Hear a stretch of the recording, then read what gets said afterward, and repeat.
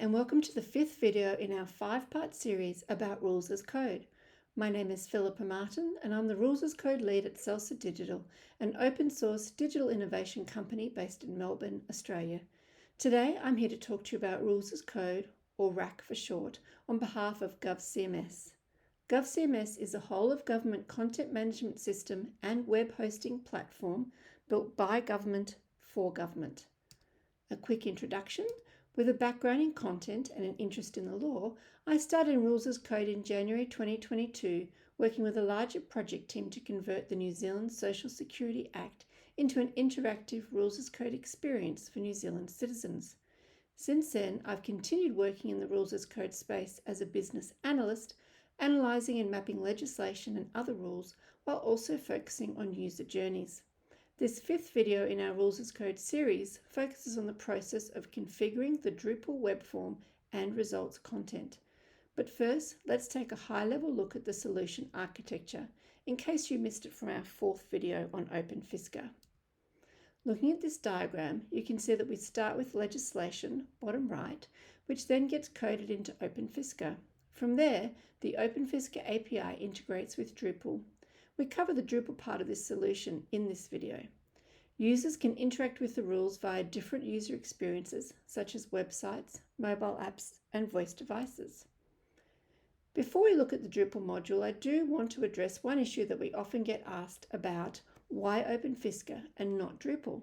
While we could have used Drupal to code the logic by creating a custom module, it's a square peg into a round hole.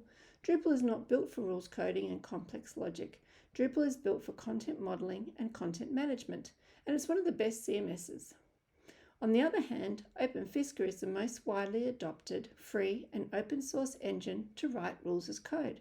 The way OpenFisca is programmed, it makes the process faster and more efficient for our purposes. OpenFisca is a lightweight, modular, and scalable Python-based rules engine. OpenFisca was initially developed by the French government in 2011 to codify the French Social Security benefits. Okay, we use Drupal in our Rules as Code implementation to gather inputs from users and display the outputs results. We use two key elements, web forms and nodes. With web forms, you can either create one web form for users to fill out or create a series of web forms as part of a user journey, with questions grouped together logically on different pages, i.e. different web forms. You then map the web form fields to the OpenFisca fields, which use the Drupal module and the OpenFisca API. Next, we use nodes. In terms of nodes, we can use these to add the rules for the branching, defining where the user needs to be redirected to based on the response from the OpenFisca API. To explain this process in more detail, let's take a look at a sample web form. On screen are two screenshots from one single web form. This is a web form for Benefit Me, a website that checks eligibility and payment rates for New Zealand Social Security benefits. As you can see, this is quite a long form, and it also has some conditional fields. For example, if the user adds children into the dependent children field, some more fields show up so they can fill in more information about the children. And this is the sample result. When the user fills out the form, all the responses are sent to the OpenFisca API and, based on the responses, the results are shown. In this particular implementation, there is one result page with relevant blocks displayed on the page depending on the user's inputs. Each of the Social Security benefits has two content blocks, one for if you are eligible for the benefit and one for when you are not eligible for the benefit. These blocks are shown hidden on the page based on the response from the API. Now let's look at the back end of the web form. The custom module we created extended the web forms. Using this module, we can connect the web form to the OpenFisca API, define the return variables we need, and also define which field in the web form maps to which input variable.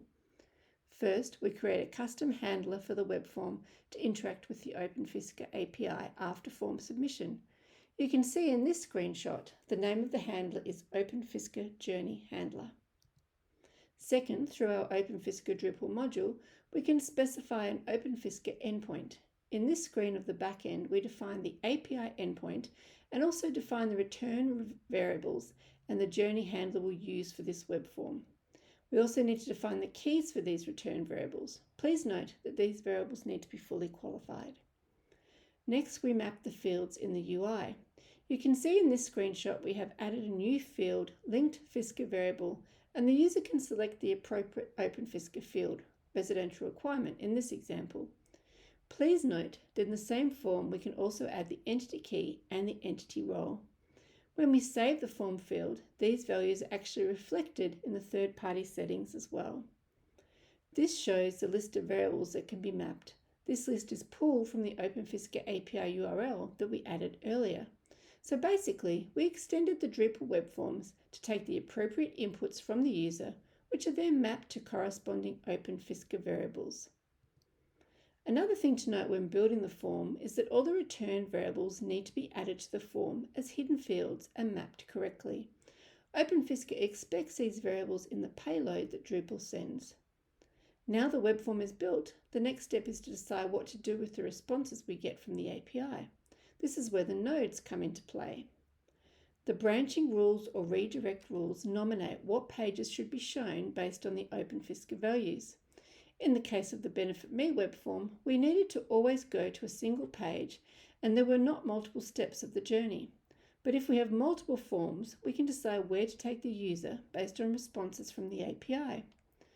To make this also content editable, we created a content type and a few paragraph types so that the branching can be defined by content creators. Of course, they need to know about the journey.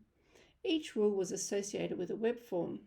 This slide shows two very different rules from a COVID vaccination proof of concept. When the web form is submitted, based on the return values combined with these rules for the web form, the redirections take place. A simple version on the left shows two different redirects based on a true-false return.